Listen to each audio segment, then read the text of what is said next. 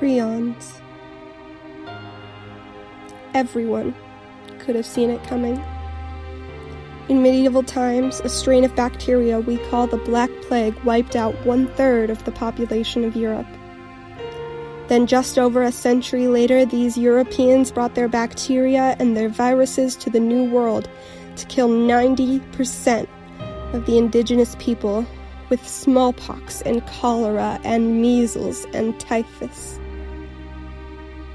In the midst of the First World War, a new enemy burst onto the scene and killed far more than the violence could.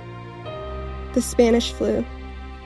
A new kind of pandemic now on a global scale. And then there's 2020, when a virus, a little ball of RNA, upended our existence all over the world. You would think we would have learned our lesson. You would think we would have prepared with the warning we were given. We would have stopped destroying the natural borders between us and the animals that could protect us from these zoonotic diseases. We would have put money towards the research of these diseases, towards programs that would stop the disease in the animals before it could get to us. But we didn't.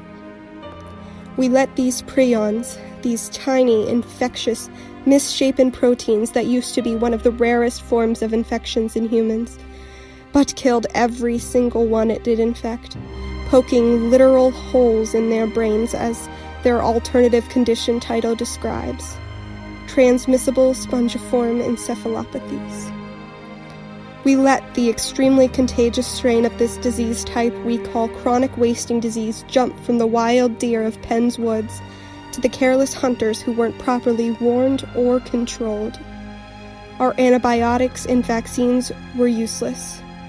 Prions aren't alive, even by the widest of definitions, so there's no way to kill them.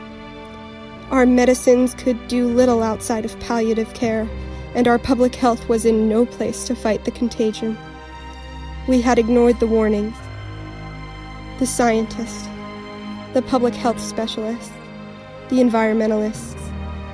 And now, with so few of us left, not enough to bury the dead even if we could chance going near them, so many little things: a swim in a creek, a scrape on a knee, a scratch from a tree, even a breath of fresh air, could be the end.